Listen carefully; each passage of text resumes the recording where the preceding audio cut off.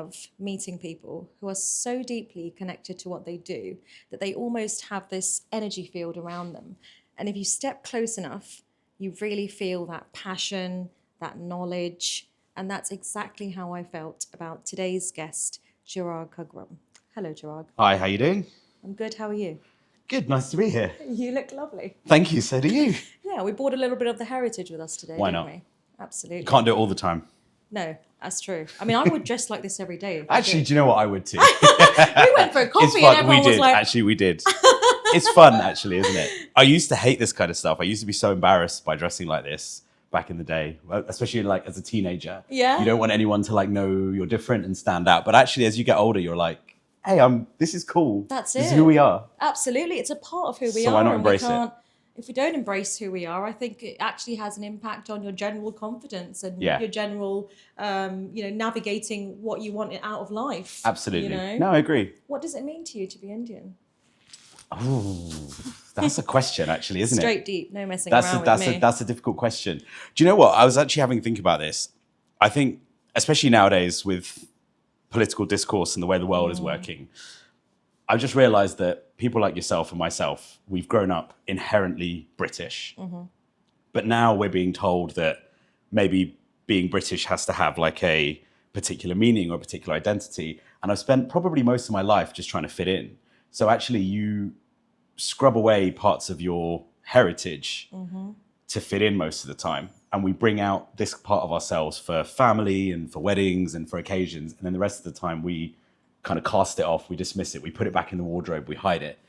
But as I've gotten older, I've actually realized that being Indian is such an inherent part of my Britishness.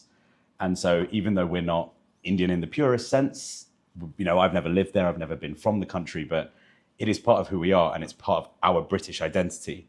So in actual fact, celebrating it in the context of being British, I think is something that's really cool. Totally agree with you. And I think everybody loves culture, you know? Absolutely. It's one of the things we love. So if we all become the same, we don't really enjoy the things that everybody loves anyway. So why not stand proud in your culture and show it off? Trying to get me into one of these 15 years ago would have been impossible. Absolutely impossible. My mum used to fight me about it. And now I go and buy my own ones because I'm like, actually, I want to look cool. It looks awesome. And I feel cool. We were talking about this also. Our fashion is now so integrated into, what you call Western fashion.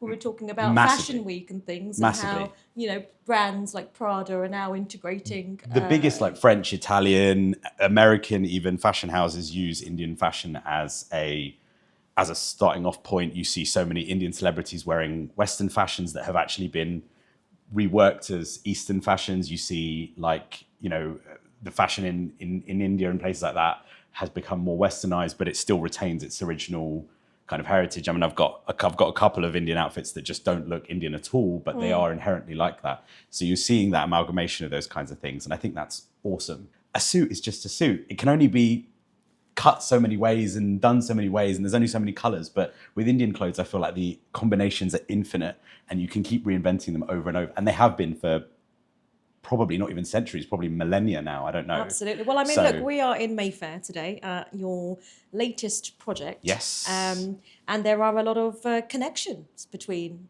Mayfair and Indians, aren't there? Well, I read Indians now own the most real estate or Yes. more real estate in London than native British people own, which is in a weird way a kind of almost slightly scary fact, but you got to take it in a good way. But like, that's crazy. Of course, I think it's That's difficult with these crazy. things because sometimes you don't know where it's the media or where it's actual facts. But I do know, I think it's about 25% of international investors into Mayfair are actually from India. Yeah, I mean, obviously the population is something to do with it, but Yes. that's still a massive There's loads number. of us. You can't get away from us. Yeah, you can't. I was having a conversation with a barrister the other day, and he was talking about how investment is becoming great in places outside of London, but Indians forget that there is places outside of London in the UK, don't they? like a lot of people who are born and raised in London, they forget that the UK is a much bigger place. It's the heritage and the feeling of pride that you get when you're in Mayfair in prime central London. Yeah. Absolutely, absolutely. And there's so much about our, culture and heritage and religion. I'm not religious at all myself, but it forms a part of culture, I guess, that you see around London and it exists within London, and people don't really get that. But I think that's really important to remember, that the past of this country and India has basically shaped who we are today. Totally agree. And life in Mayfair, life in London generally. I mean, the funny thing is, again, I'm not particularly religious, but I've got family who are. And just up the road in Soho, you've got the Hare Krishna temple, which is really small. And it's this sort of weird little enclave in this tiny little place. And it's upstairs, and it's been around for God knows how long, I think 40 or 50 years there. But it's just ironic that you go out in Soho and you see drunk people walking around and having a really good time and causing absolute chaos. And right there in the heart of that is this sort of cute little temple that means so much to so many people. When you go on like religious festival days, like Hindu festival days, there's so many people there. Yeah. And you're like, the clash of cultures there is so weird. Yeah. It's so like, it's beguiling, but yet it works. Everyone there gets it. And you sort of see that culture happening all around you in London. And that's what makes this city amazing. It's very poetic, isn't it? It's that the teachings that we have of, even in the chaos, you can make your own peaceful temple. Absolutely, within. Yeah. And I know so many people that go there, and I'm like, I'm usually one of the drunk people down the road. Well, look, you say you're not religious, and this brings us nicely into Brahma, your wonderful vision of a company you've created. Yeah. So talk to us about how that name came about and what it means to you. To be fair, when I founded the company, we were called CRK Design. That's very simple. That's my initials. And design was emblematic of the fact that at that point we were an architecture practice, an interior design practice. We served private clients, and I'm sure you'll ask me more about that later. So when the time came to rebrand the business, I wanted to firstly get rid of my initials. The simple reason for that is I wanted to get my expanding team a bit more ownership of the company. And I hate that feeling that I was implementing my name onto my staff. I wanted them to have ownership of the brand. And we actually so I wanted to completely redo it. I also wanted to get rid of the word design, because I wanted to focus on the fact that we were still going to be a design firm, but we were going to move into being a developer. So I think the word design and doing our own in-house developments clashed with each other. So we looked for a new name for ages. Brahma didn't just come out of the blue. We, I think, spent 4-5 months debating different ideas. We wrote them up on a board. We were kind of cancelling them out based on Google SEO and all that kind of stuff. And people were telling me about, if you have the name that 5 other companies have, you're never going to be found on the internet, and trying to navigate all of that stuff. And I was so frustrated for ages trying to find a good name.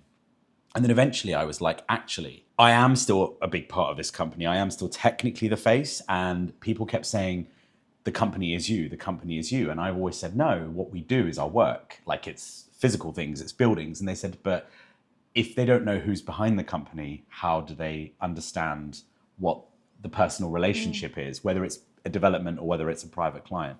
So they said, you should still have your name or your culture or your identity in there somehow. So I started to think down that route.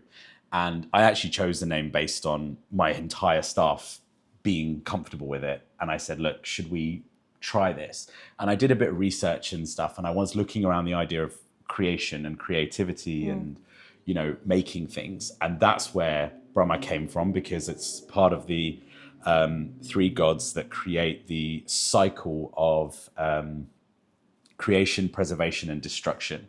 Obviously goes into karma and the sort of karmic cycle that we genuinely believe in. And I thought that's incredible, because actually not only do I build things, but usually in order for me to build something, especially in London, I have to knock something down. I have to have taken something that's been at the end of its life cycle. I have to destroy it in order to recreate it. I have to give it a new life. And I thought that inherently makes sense to me. It makes sense to my team, who I then said, we're all about reinventing something that was already there.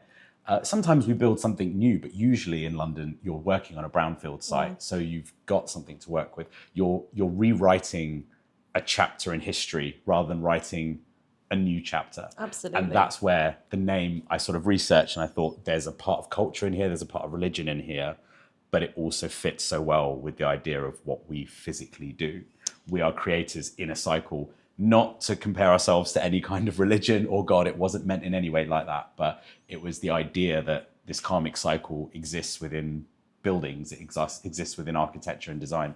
And then obviously having the word London on the end was, again, a huge part of our identity. I'm raised here, the company's based here. Yeah. We may do projects overseas, we may do projects further afield in the UK, but our heart and soul is here in London. And I think that ties, again, the British or especially the London and the Indian culture together. That is absolutely beautiful. And talking about that process of destruction and creation, we are here today in your latest project, 9 Mount Row. Yep. So talk to us about the destruction side of it, because that's obviously where it began. Or when you first found this project, talk to us about how you found this project and what it was when you first got your hands on it. Okay, so the project came to us through an agent at DDRE Global. Name was Jessica Bishop, but we'd actually worked previously with Rasa and Jess on another scheme that we had developed, and I kind of got in touch with them because I knew of DDRE prior to that, and I said to them, we want to look for more developments, we want to look for new opportunities, we look at loads of options, and this one came about. Jess introduced it to us. My team and I came and looked at it. We realized that the location was what we needed in terms of it being a safe opportunity for investment. The house hadn't been touched in 60 odd years. It'd been in the same family, and then another owner had it for 5 years but didn't touch it.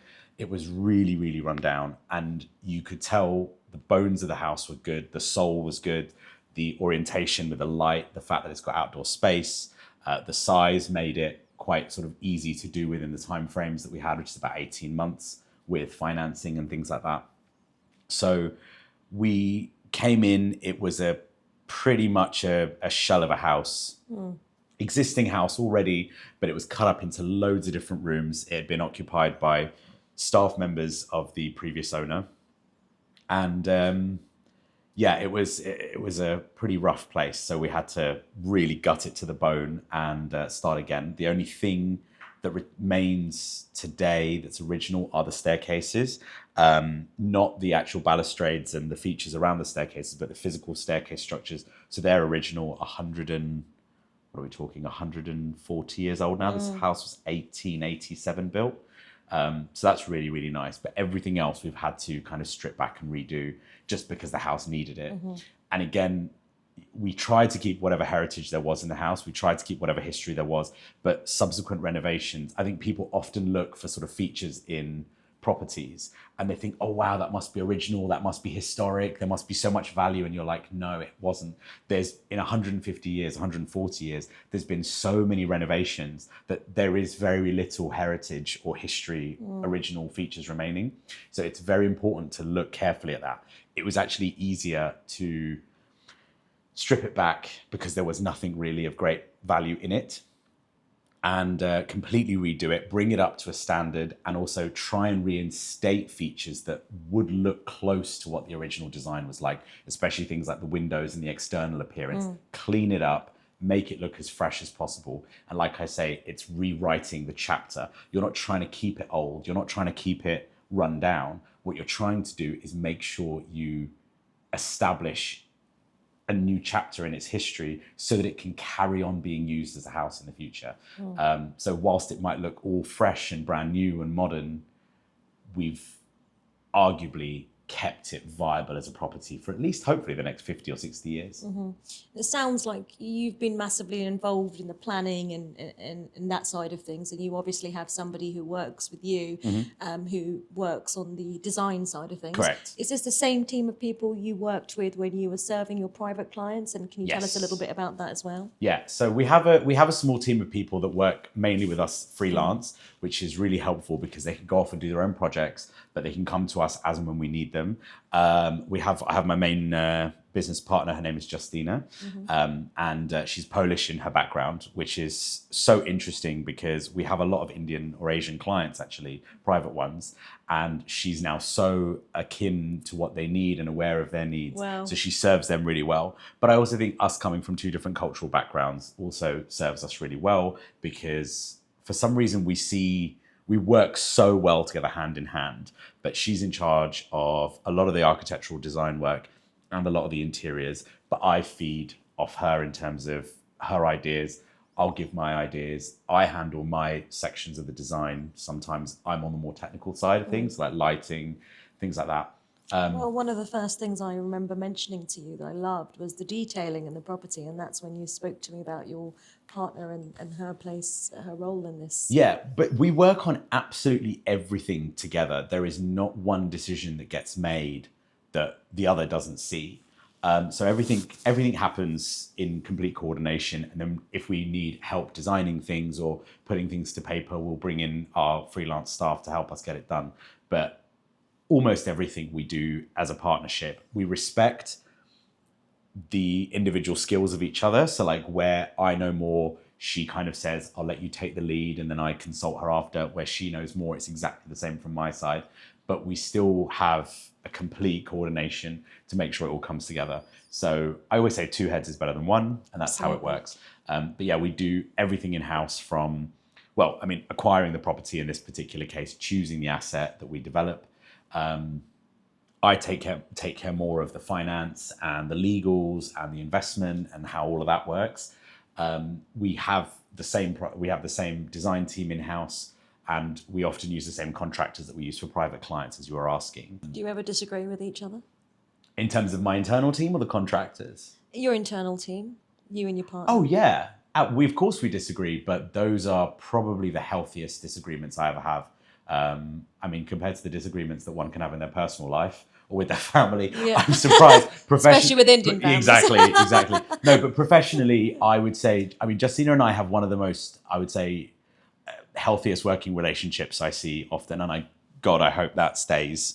We have our disagreements for sure, but we kind of take, if there is something we fundamentally disagree on, then the person who's kind of more strong in their opinion, generally speaking, we have a working relationship where the other one will always back down, and then we kind of remember that and we say, right, we genuinely have that kind of conversation. It'll be like, right, I gave you this one, so the next one's mine.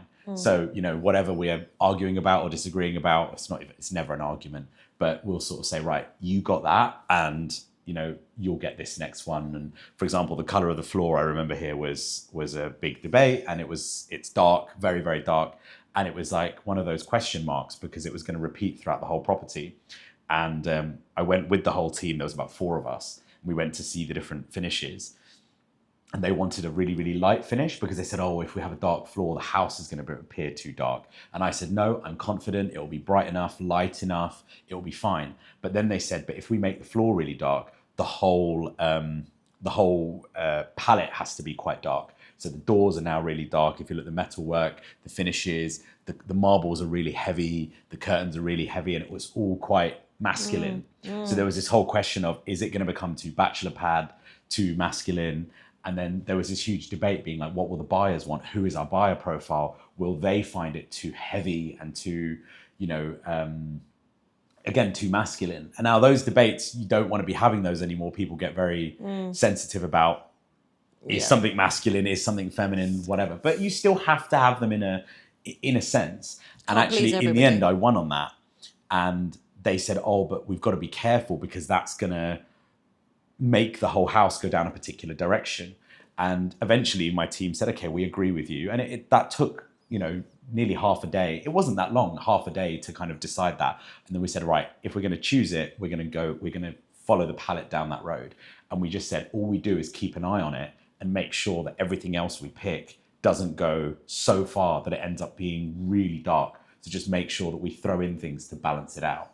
And I think the end result is great. Absolutely. That's what creates that beautiful final result. It's through those healthy disagreements and different perspectives that you actually end up creating something really beautiful. Yeah. And if you've got to do it, you can't do it in such a way where it's half-hearted, where if the team says, oh, fine, have it, take it, do what you want, then I find out, or we see afterwards, that actually what they've gone and done is fought it off in other ways. So then you've ended up getting 2 clashing design things going on, and they said, oh, that's not going to, that's your choice, and I didn't want it that way, so I'm going to do the rest of it. You've still got to have the backing of the team. So they've actually leaned into it. And as you see, everything matches, everything coordinates, but we balanced it out together. And if I ever feel like I'm going to make a decision and I'm going to have to fight for it, or vice versa, if Justina's going to go down a certain direction, you can't do it with the other person or the other side of the team doing it against their will. Because then you're going to feel like you're just going to be throwing them into something they don't want to be doing or they don't believe in. So your job is to convince the other side that actually it will be okay, or trust me on this one. Yeah. And so we never make decisions unilaterally. It's always like, if we disagree, we'll keep having the conversation until one side or the other believes in what you're trying to do. If this property had a personality, how would you describe it? And perhaps you could link that into some of the features of the property and the layout in general and what inspired that layout. If it had a personality, I love that that's a hard question. It is. But I actually think the property. She's quite sexy. The property's personality is Mayfair. And actually, I know that sounds silly. That doesn't maybe mean anything, but that's how it is. I think it's a nice family home, but it's got, as you say, an edge of sexy in it. And that's because I think Mayfair is a bit like that. She's still very classy. She's Absolutely. Elegant, but she's got a bit of spice to her. That's exactly it. Yeah. But one of the things that we believe as a company, and if you look at our background and our portfolio, no two properties are the same. But also, we don't have a design ethos. Now, that is weird. Interesting. Because if you go to most of the high-end design firms, interior design or architectural practices in the world, a client doesn't hire them, or you don't hire one of those big firms with a reputation because they're going to listen to you. It's the opposite way around. You hire a particular firm because you like what they do. They have a signature style. They have a way of designing things. You don't go to Gucci and expect them to make something that looks like it's from Prada, Absolutely. Right? Or you don't go to a certain Indian designer and ask them to make something that looks by someone else. That's not what you do. You hire someone because their design ethos is a certain thing, and that's what you like. So you're getting a taste or a version of their signature design style. Every architectural practice, every interior design practice that's worth anything does that. We don't. And you could argue that makes us a little bit odd, but we don't see it like that. In terms of private clients and in terms of design, we think people hire us because we listen to exactly what they want. We have that personal relationship. We deliver, we project manage, and we make it something that they can be proud of. We give them our advice, we give them our design ideas, but our design ideas are never stuck on a particular style. One of our properties will be black, white, full of concrete, modernist, Swedish, Scandinavian. One of our properties can look like it's out of Miami. The next house could look like it could be this. We've done houses that have a really sort of Victorian style. We believe in letting either the client tell us what their design ideas are, what they want, and we'll deliver that. Or we believe in the property and the location telling us what it wants to deliver. So this house was designed based on what we felt it was trying to tell us. So for example, you'll see a lot of arches throughout the staircases. You'll see a sort of inverted flute design in the doors, in the bathrooms, in various features. That's because the doors that were existing in the property were rectangular doors, and they all had arched windows over the top. So we've actually just followed that detail through. We've just taken that and expressed it. The fact that the house is red brick, so we've kept it with those darker colors on the inside as well. We've gone for that kind of darker tone because it's not a stucco white rendered house. It's not a Kensington Chelsea vibe where everything's white and clean and pops of color. That would be what we would do in a property in those locations, because we know that's what the clientele in those locations want. That's what sells in those locations. That's the ambience. That's the fashion of those locations. Mayfair is this style. So it's members clubs, it's shopping, it's cool restaurants, it's hotels, it's Claridge's, it's Connaught. So we have the design style, I think, respect what Mayfair's design style is. and just the layout of the property. So we talked a bit about the style, but in terms of, that lovely grand entrance you have when you walk in, you have the beautiful cinema room downstairs. Talk to us a little bit about where things are placed and your ideas behind that. Great to hear a lot about the design elements. Talk to us a little bit about where things are placed in the property. Obviously, you walk in. For me, the entrance stands out straight away, and I remember pointing out the arches that you talked about. But that, even just creating that space in that way at the front, you walk in, you've got the beautiful cinema room. It's the small things. You walk down, and it changes to carpet. So already you're getting into that feel of you're going into a place of relaxation and exactly how a cinema room should feel. And you've got the wonderful gardens. So talk to us a little bit about the actual placement of things in the property. Okay, so that's what actually made this property really easy to buy, because as much as it was really messed up when we got it, it kind of had a natural... The design and the layout was so easy to put together. It had a very, very natural layout that kind of spoke to you. You come in at the ground floor, but there is a basement below. And at ground floor, you've then got 3 floors above. Now, so that's a total of 5. The one thing this property lacks is a passenger lift. Now, that's so important for a lot of your international buyers, a lot of people of a certain age. They're thinking 5 stories, I need a lift to get up and down. We've managed to try and put almost everything else we can fit in this property for 3,000 square feet. We've tried to get it in. A lift wasn't one. So the layout was crucially important in terms of making people feel like they weren't going to be traversing up 5 floors every single day. So what we did was we made the basement floor something you're not going to go into every day. You don't need it all the time. But if you're going to go down there, you're going to do it with purpose. That's the cinema room. You go down there, you spend 2-3 hours down there. It's got no windows. It's perfect. We could have put a gym or something else down there, but actually, why would you want a gym in the dark? You don't want to go into a basement-like space with no windows. A cinema is the obvious choice. I don't want natural light, regardless of what the outside is, whether it's the middle of the day or night. I want it to be dark down there, so it's perfect. Plus, it's not somewhere you're going to go all the time. The ground floor holds the garage, which was already there. It holds various sort of other ancillary rooms like the utility room. We've got a small gym, cloakroom, WC, but then it's got the grand kitchen at the ground floor. That's put there because of the natural light on the back of the property, which is south facing. You've got these 3 insane skylights, and we were able to blow out a huge window at the back. So that didn't exist. There was 2 or 3 smaller windows at the back. We got planning, we changed that. We added the skylights on the roof terrace on the first floor above, which floods the kitchen. In a property these days, the kitchen is pretty much considered the heart of the home. I think way less people spend time in their living room or in their formal lounge than they do in the kitchen. I know I spend most of my time eating, so that's really important. And so that space was the best place for the kitchen. And it's just so bright and nice. When it's really sunny, it's almost al fresco, and that's really, really nice, especially in the UK. On the first floor, you have the terrace space, the outdoor space.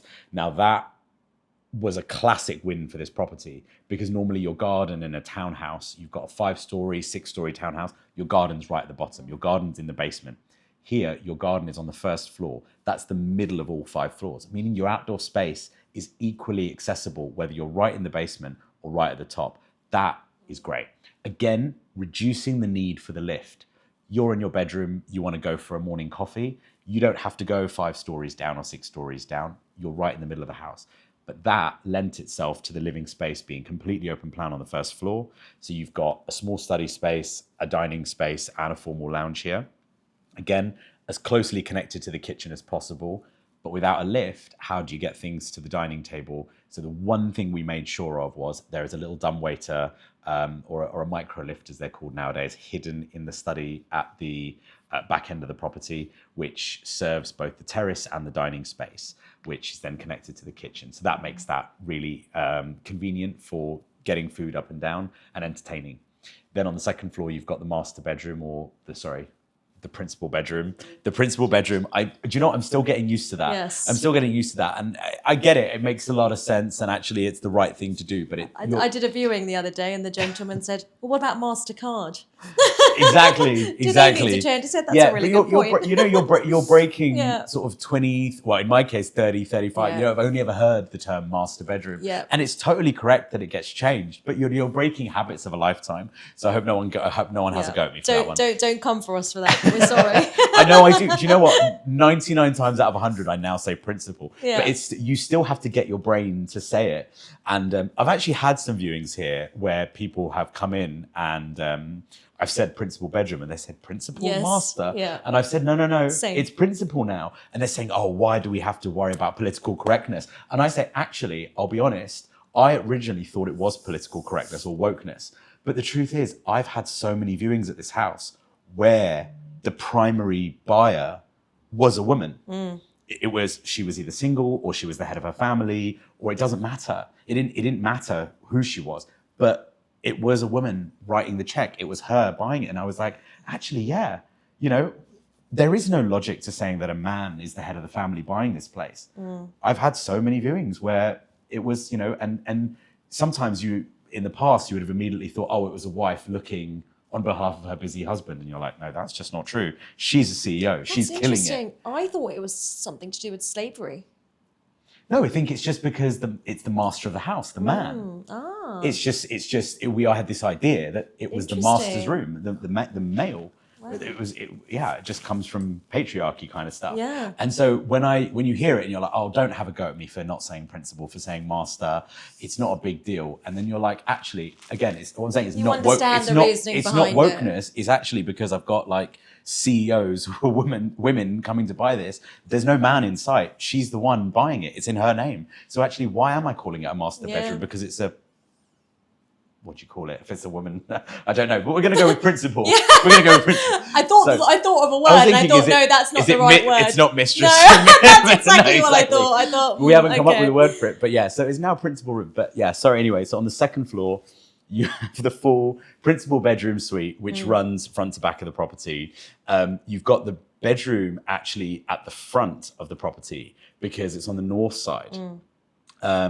Now, you might think that's odd to not have the bedroom where all the natural light is, but actually there's this logic to not necessarily having bedrooms where the sun is shining on the south side, because you're never in your bedroom in the middle of the day. You're not in your bedroom when the sun is shining. So put the sun actually in the spaces that you use throughout the day. So actually that's where the bathroom is, because you might be going for a shower, you might use the bathroom during the middle of the day, you might be going for a nice bath, whatever. It's full of natural light at the back where the principal bathroom is. You've got the dressing space in the middle, which has no natural light, which is great because it protects your clothes. You don't want to get them ruined. And then you've got the bedroom at the front. That whole thing has become a suite in itself, because now the two things that are really important is not trying to cram properties full of bedrooms. Back in the day, it was have 4, have 5, have 6. Nope, this one's just got 3. It's the principal because this is a pied-à-terre. It's where the principal will spend most of their time. And then you've got on the top floor 2 additional guest suites, which are mirror images of each other, 2 en suites attached to that, and they've got reverse colors on them. So one's light because it's got the south facing light, and one's a slightly darker version of the same because it's got the north facing light, so it kind of leans into the different types of natural light you've got in there. And we've completely redone that with skylights, and then you've got a plant room as well on the top floor. Was there ever a moment where you felt, oh, this isn't going to happen, or it was a really challenging part of creating this? The project itself, in construction, no. The design came to us really naturally. Like I said, the layout, super, we could just feel the layout. The layout, we knew how it was going to be. And if you look, the designs and the layouts of this were drawn up within a couple of weeks, and they were set. They've not changed ever since. The design was really flowing from there. Construction-wise, look, every project is tough. We had planning delays. We had a few other issues, but we overcame them. And I'm not going to sit here and sort of say, oh, this was really hard, because I've probably suffered way hard on other projects. If you're doing development, if you're doing construction, you can never, ever have a project where your plan is just 100% smooth. So I would actually say we were lucky here. Okay. The projects we faced during construction, during planning, they caused us delays, really bad delays, but we pulled them all back. We managed to work around We were fortunate to have great neighbors. The project went quite smoothly. So in that sense, I would say we delivered on time, we delivered on budget. This was actually one of my favorite projects to work on over the 60 I've done in the last 12, 15 years. So in that sense, no. Where this project was really tough was actually getting the asset in the first place, raising the finance, getting lenders on board, getting investors on board, the time it took to do all of that. And Jessica Bishop, who was the one selling this property to us, she can tell you how much stress and how much frustration we both went through. It was a lot of phone calls from her saying, what is going on? Where are the lawyers? Where's the lender? What's going on? Why is it so late? It took so much time because I think with property development, especially prime central London, especially places like Mayfair, developers are usually people that come from money. They have wealthy backers, they have equity that they can show, they will have lenders falling at their feet if they've got the right asset. We didn't have that. What we had was a design track record, a track record of projects delivered. But then when it came to the question of, have you ever borrowed this amount of money before? Have you ever actually had someone lend you this amount of money? Have you ever had equity invested in you for this amount? Or more importantly, we were getting equity investment, but they said, but we still need personal guarantees. We still need to see wealth from the developer, which we didn't quite have to that extent. So you had that challenge, and that took a really long time to overcome. So there was a lot more due diligence on us as a developer, because a lot of the lenders were looking down at us and sort of saying, you're basically just an architecture firm. You're an interior design firm. You've got a track record with private clients, but the private clients are handling their costs. They're handling the money. It's not your money. And I said, but we've done developments before. And they said, yeah, but not of this scale in terms of how much you're borrowing. Previously, it had all been private funding. We didn't need to, we didn't have to answer to anybody. And so that really was a tough process. And it took we got loads of different offers in terms of development finance, which I think was really based on having a good broker. Our broker was amazing and continues to work with us even now. Second of all, they really believed in the asset. I think this asset was a great house and it was safe in terms of deliverance if the developer could deliver it. But the part, like I said, where was really tough and the timescales were becoming, very treacherous in terms of the vendor really wanted it gone and he wanted us to close and complete, was trying to get a lender that backed us and believed in us. So eventually we found Capital Rise, and our relationship manager at Capital Rise really believed in us. They pushed with us, and actually, funnily enough, the CEO of Capital Rise is Indian. And she's an Indian female, a woman. Her name is Uma Raja. And we worked with Kati Katani, who's our relationship manager. And that's got nothing to do with it in that sense. They'd already offered us terms. But once we met them, we felt really, really comfortable with the fact that they said, we're looking at your portfolio. We're looking at your, back history. We see that your equity, all of our investors were past clients. So most of our money that we put towards the 35% of the costs that came from cash were past clients who we've done or developed projects for, and they've backed us so much in the past, and they've sort of said, why don't you guys start developing property? We can profit off you, you can profit off that, stop making fees off us as clients and working your fingers to the bone, developing how, or sort of delivering projects for us. Why don't we all start turning money from property development? Something I've been trying to break into for years. And it just took, I think, a bit of a push at that time to stop doing the small stuff that we were doing. We were doing really sort of small things here and there. And it took my clients really pushing me. And in the end, I went to about 60 to 70 different people for this particular project to say, come on, back us, lend us money. They said, we don't, even some of those people, they said, we don't think you have enough experience. We don't know what you're going to do if it goes wrong. We don't think you're prepared for, the market turning, which, by the way, it has in the last year and a half. The market's really turned. And so we got a lot of no's. We got a lot of rejection. something I'm not used to. Yeah. Joking. But in the end, it took 6 people to back us. That's what we needed. 6 private investors to back us. Most of them are past clients, and that says something. That makes me feel really happy that everyone who's invested in this particular scheme is someone who we had developed their own house for them before. They're living in one of our projects, and they've said, right, here's some cash, go and do it again. But now I'm not telling you what to do. I'm not telling you what I want. You guys design it the way you think is right, your design ethos, your ideas, and we trust in you to develop and to deliver. And thankfully, I would say they all believe it's working. Well, trust is a huge thing. Trust you is have massive. people that trust in your work and what you do. Absolutely. And also it shows your persistence to keep pushing. And also it requires a level of belief in yourself to know that you are the one to do this, And you mentioned about Jess doing a great job with helping you secure this plot, and also Rasa being a great part of this process with, I believe there's a couple of buyers now, bidding for the property, which is fantastic news. Why DDRE? Why DDRE? That's a... God, I should make these answers a bit shorter, shouldn't I? Why DDRE? Multiple reasons. Actually, I said I was going to make this answer short, but I'll tell you actually why DDRE. First of all, in terms of DDRE as a general company, I actually knew of Daniel Daggers himself from about 2011, 2012. That was a pure coincidence in that sense. So I knew, who he was, who the company was, what his ethos was in terms of really pushing tech, AI, social media, because that's the new way of doing business. It's also the new way of finding people who live on the other side of the world, who, as we've just discussed earlier, are often going to be the ones buying a property like this. And that should never be seen as a negative. International investment is something that every country needs, every economy needs in this day and age.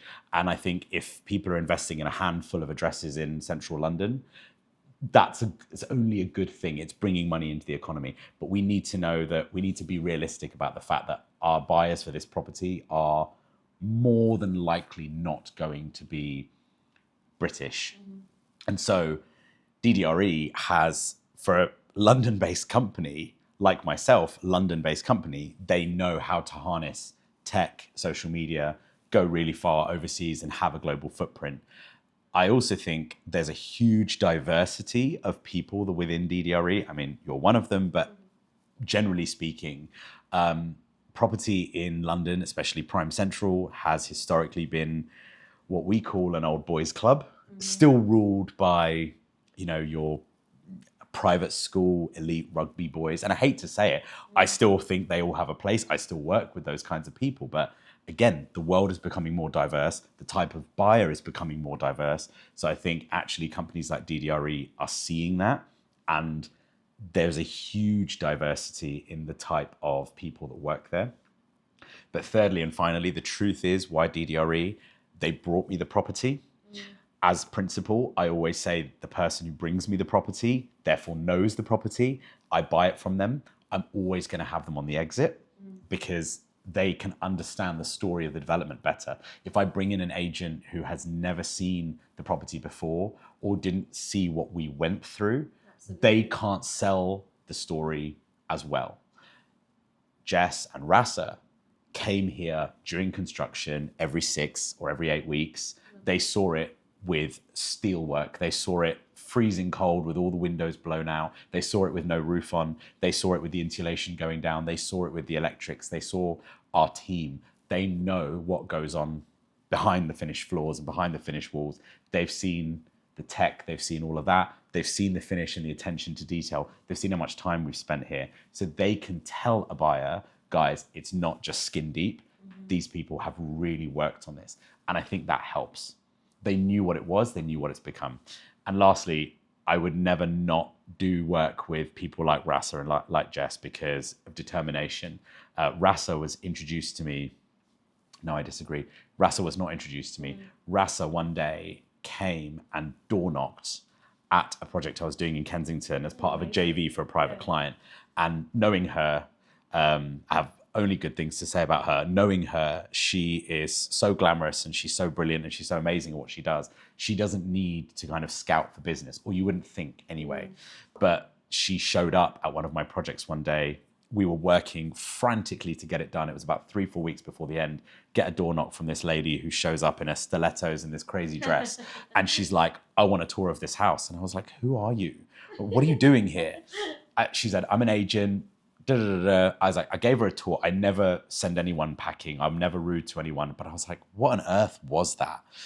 And I found out afterwards who she was, what company she worked for, and she had apparently sort of, then she reached out at the end and she said, I'm going to go and sell this house for you. Turns out mutually we had mutual friends and I kind of knew who she was. But once I got to know her, I realized for someone who has the Instagram following she has and the kind of reputation she has, she wasn't above pitching for business the old school way. That's how you used to buy. That's how you used to get listings, right? You used to door knock and say, I've seen that you're developing here. I know you're doing works here. I want to get in and sell this house for you. I could have gone to one of the old traditionals, the Knight Franks, the Savills, these kinds of guys. And I have a huge amount of respect for those companies. I've worked with all of them in the past. I may still work with them in the future. But for someone to like park up their car and say, right, let me get that listing. Let me go and conduct business with my own 2 feet. That also works for a company that relies on tech and hiding behind a phone. She did it the old school way. She pitched me. And I was like, that takes a lot of, can I use the word? No, I'm not going to use that word. That takes that.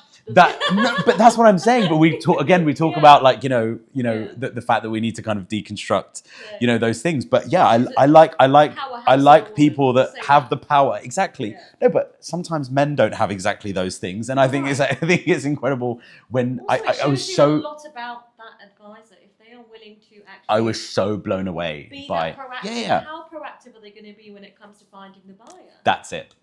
That person, that agent texts me at 11 p.m. midnight saying, I've got this. Oh, what's happening with this deal? Oh, is this happened? And I'm like, I swear most estate agents in the traditional way, because that's what they used to be called. I know now they're called advisors, but they clock off at 5 p.m. Yeah. Right? It's 9 to 5. And then when they do want a deal out of you, or when they want to sell something or get a listing, they're pushy. They're rude, they're arrogant. They've actually got a really bad reputation, as an industry. And I think actually it's nice that we've switched to that term real estate advisor. Yeah. But Ras is one of those people that doesn't push you when the time's not right to be pushed. Yeah. But when there is a deal to be done, or when she's trying to bring me something, same with Jess. I believe the same with you. Our working relationship's quite new. But I like the DDRE way of working in that sense, that I think when there's something right for us, they'll bring it to me first. They have that loyalty. We have that trust.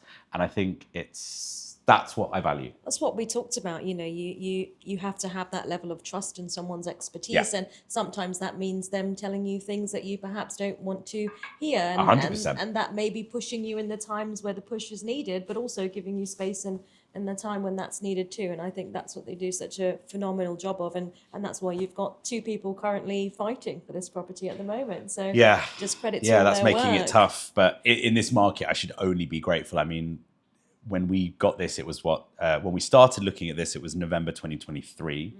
By the time we acquired it, it was April of 2024. We finished on time, late April 2025. Took us exactly 12 months. And then we had sort of 6 months to sell. In that time, we've had a change of government. Not necessarily a bad thing, not necessarily a good thing. I don't know. It's too early to say. Don't want to get into politics.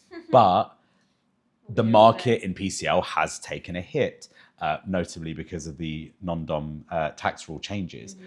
We didn't see that coming as a developer. No one could see that coming. No one could see what the impact it would have on the market. That happened in April, literally weeks before we went onto the market. So that was a huge shock to the system.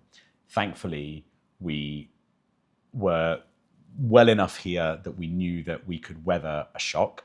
But the market has gone so quiet. I think I've got everyone telling me how fragile the prime central London market is. So I can only be grateful that we have had almost universal feedback in terms of positive on this, and we're not the kind of company that I'll ever let that go to our head. I always think we can do better. There's stuff that we see around this place that we're like, oh God, this should have been better, and it will be. We'll fix things and we'll learn lessons for the future. But the feedback's been positive, and the fact that in this market we've had a few offers, and the fact that we're just, making sure we get the right offer and pick the right offer is something I'm incredibly grateful for, because other people are really struggling, other properties are really struggling, and there's a lot of negative sentiment. And when when the real estate advisors are negative and the clients or the buyers and the sellers can see that, that has a huge impact on the market. That can be really scary. So I'm still grateful that we've got interest, which I think says a lot about this house. Absolutely. Something that I found really interesting that you said to me earlier today, before we were shooting this video, is you don't come from a family of developers. So tell me, who is Chirag? How did Chirag end up here today? No, that's actually a fairly simple story, to be honest. In a snapshot. So not a family of developers, no. Brother's a doctor. Mum worked in banking for most of her career. And my dad is an entrepreneur. My dad's done loads of different things. I hate that word, actually. It sounds so sort of naff, doesn't it? But he's done loads and loads of different things in his career, and he's great. I absolutely adore him. But the real reason I got into this was because of all the things he's done, multiple different businesses. One of them is lighting in the Middle East, and he's been doing that since the 80s. So I've got a big passion for lighting, because he supplies lighting to various hotels. And you can see that throughout the property. But he doesn't design it. They supply light fixtures to hotels, and especially in Dubai, that's where he's been based since the 80s. And he's been doing that, for a really long time. So a lot of the iconic buildings and places we know in Dubai, they've provided lighting for that. And so I've always loved that side of things, because I've always taken an interest in it. Even though they don't design it, they supply, but the way it ends up looking, I'm like, wow, that's so cool. So I always try and make sure our projects have a similar vibe.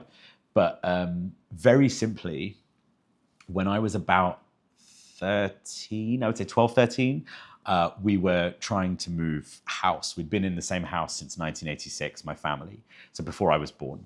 And we were looking at buying a new house. We couldn't find anything. So my parents found a plot with a really when I say a rundown house, it was unlivable. It was absolutely vile. And so we decided as a family to try and build a new house. It's like a self-build. It was sort of 5 minutes from where we lived, but for some reason, I was 12, 13, just took a massive interest in it. And I was like, cool, this is going to be our new house. Like, let's figure it out. And my dad had employed architects and employed, builders to build it. We had not a clue what we were doing. No one in our family knew what we were doing, but you trust architects to deliver it.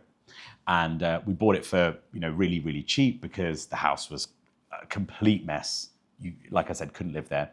So I would take such an interest in watching it be built. So after school, again, 12, 13, after school, I would go in the afternoons every day and walk myself to the building site to watch what was going on and to work with the builders. And my parents actually didn't even know half the time, but the more it got built, the more I got interested in it. So I would help the brickies and stuff.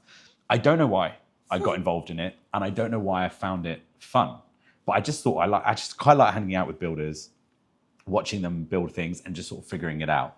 And I always had a technical thing at school. I liked that kind of stuff, but that really just was my fun thing. So as the house kind of got watertight and the roof went on and the windows started to go in and the work sort of shifted to the inside, Rex, you okay?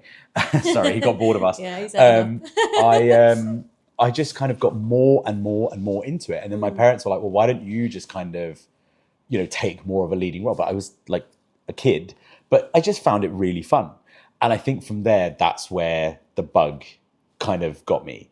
And I was like, I just find this really interesting. And so I would be pointing out things that I thought were rubbish or I didn't like, or I was like, but this doesn't make sense. We wouldn't like it like this. Why don't we change it so it makes more sense? And da-da-da. And my dad was like, no, but the architects have designed it like this because it makes more general sense for like anybody who might live in this house in the future, not just for us. How did growing up Indian shape the way that you work and the way that you operate?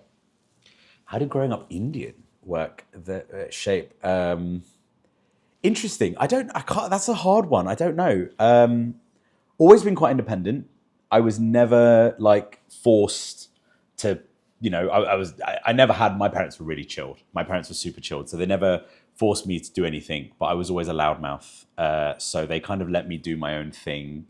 But yeah, like, being Indian, I guess, being Asian generally, you come from a fairly strict cultural background. You come from a fairly kind of Did it influence high your work expectation. ethic, the way that God, you perhaps, oh yeah. you know, your duty to serve, perhaps, or No, you're always, especially mums, right? Yeah. I think you learn different things. In my case, dad was always running around working 24/7, 365 days a year.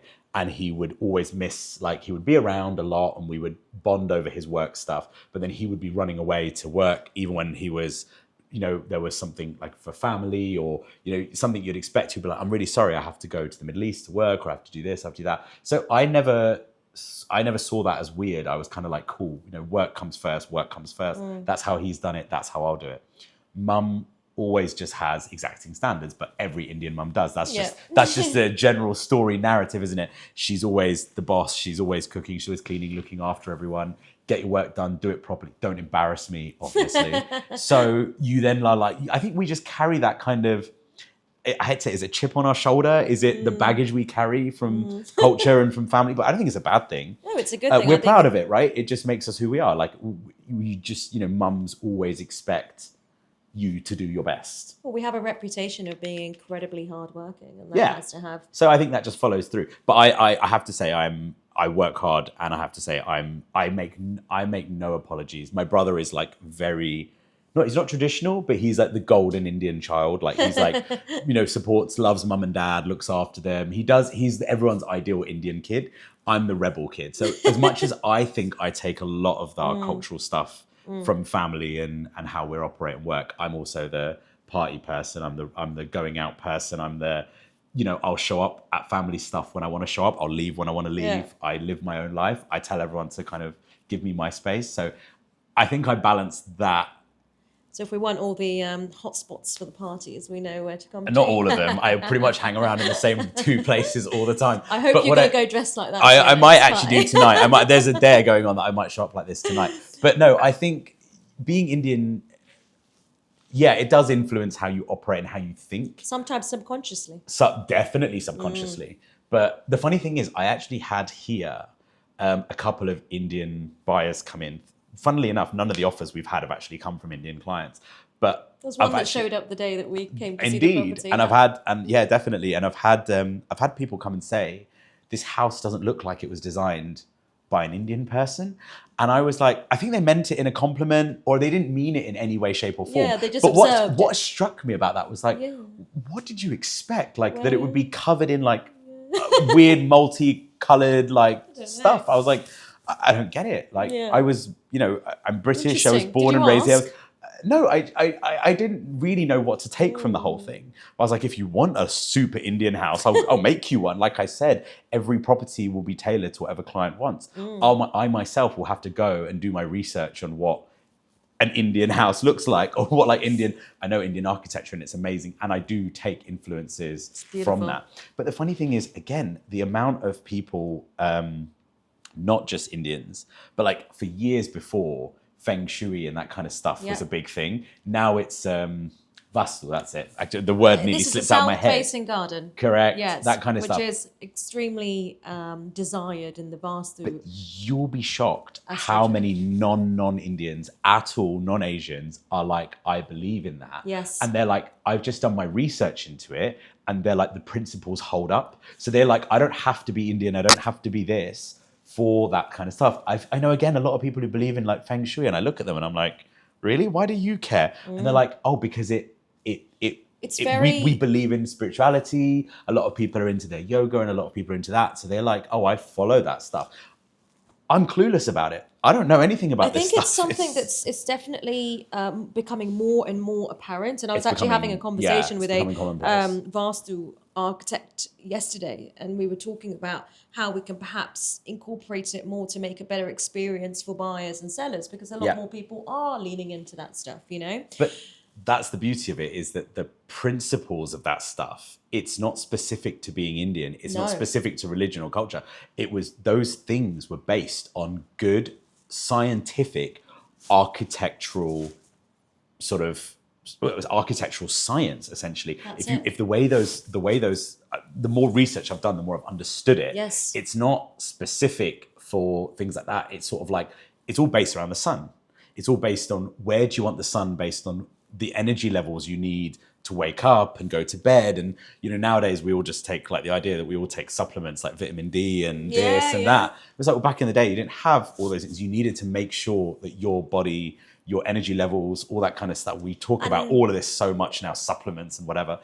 How is architecture, the right space, the right home, the right temperature, the right natural light, best for us as humans to get the best? And so that's what the principles of And Vastu why is is it about. that you take all the Right. supplements in the world, but you still feel so much better when you go and stand outside in the sun for 10 Or why do minutes? we all- Why why- is everyone's so happy in summer? you know? Why are we all just rushing off on holiday? And why do we all literally, the minute the clocks turn in the place like the UK, we're all like, right, book a flight. Because you feel depressed, you feel tired, you feel drained, you feel all of these things. If you design your home well, I actually do believe there must be a science to it. And this is what me and the Vastu architect talked about, that it's very personable to each person. Every person's energy is influenced in a different way by the 100%.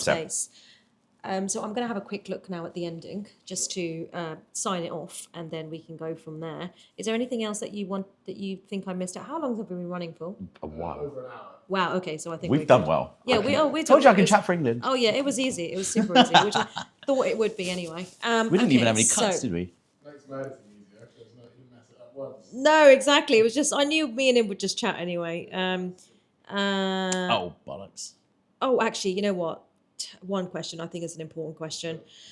Let's see what that name is carrying the city. When people hear Brahma London, Yes. what Do you want to start that again? Sorry, yeah, cool. Okay. When people hear Brahma London, Yep. what legacy do you want that to carry? God, loaded questions. These are hard. What legacy do I Well, want this that to carry? is called Voices of Legacy. This Right. podcast, What so- legacy? Yeah, but that's like a really deep question. What legacy do I want to leave behind? I think. Well, okay. Yeah. One main thing. We're a small boutique company, as you know. We only focus on a couple of projects at a time. Whilst we're developing prime central London stuff here, and that's where we're sat today, and obviously the argument and the reason you say, why does someone develop luxury property, is obviously to make a profit. We don't always design property like this and develop property like this. And I don't want anyone to think that my legacy or our legacy as a company should be just brand and reputation and fancy and all that kind of stuff. We've developed really, really small, small property. We've done affordable housing. We've done airspace properties where you're trying to maximize the efficiency of particular sites. We often obviously renovate existing properties that are run down, bringing properties back into use that were previously derelict or underserved, and that kind of thing. One of the main things we always try and do is make sure our properties are maximum rated in terms of environmental efficiency. So this property was an F rating on an EPC when I got it. It's now a high B. Considering this is 140 years old, to get to a high B is pretty good. So we always try and make sure that that's like our legacy, that, like I said, probably right at the beginning, is making sure that this isn't just kept as like a museum of its history.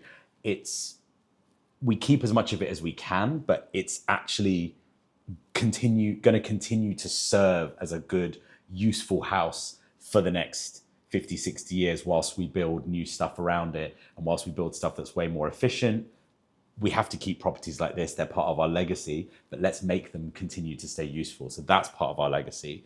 And I think the second thing is just to be known for high quality design, to be known that every project to us is personal. I don't ever quite want to be a developer that is just throwing up stuff. that's either repetitive, boring, mass produced. Everything should have a response. Every site, every building should be a response to its surroundings, its community, its location, the buyer type, that kind of stuff. So I think that's our legacy, is like very purposeful design, very purposeful development, and hopefully a profit. But, you know, I think I've always been led to believe that if you work hard and you care about what you do, then the money will follow. Absolutely. Right? That's what a lot of people say. And I know it's a cliche, but don't do something for the sake of making money. Do something because you care about it, because you want it to be the best.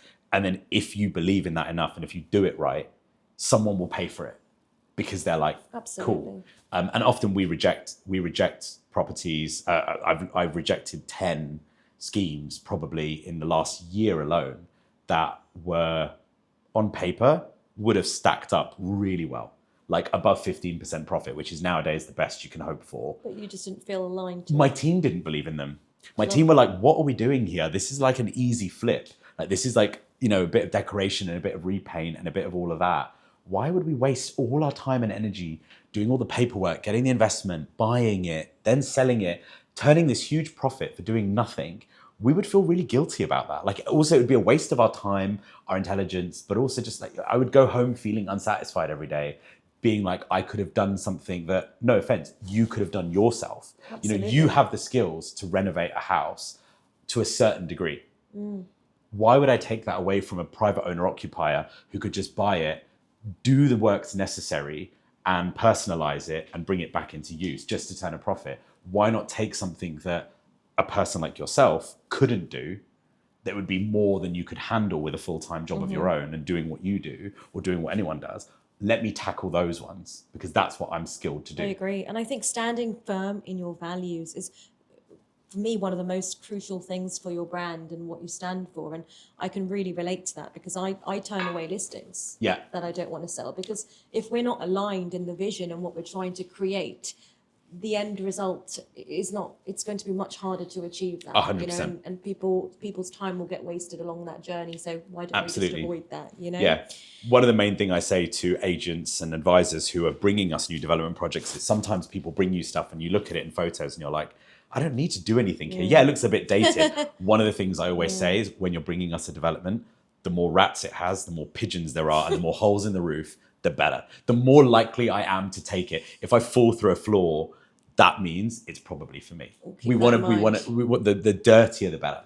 One of my favorite Gita lines, and I've brought this up because it's in Hindi, and my Hindi's not amazing, so I want to read it right because that'd be really embarrassing if I didn't. Yoga karmasu koshalam, which is yoga is skill in action, and that's exactly what you've shown us today. Thank you. So it's that balance of vision, persistence, and leaving behind something that's far greater than yourself. Yeah. You've really that given means us, a lot. That's exactly how I like to see what we do. You've really given us a taste of that Thank today, you. and it's been absolutely amazing having this chat with you, Chirag. That's really nice. Thank you. Cool. Awesome. Until next time.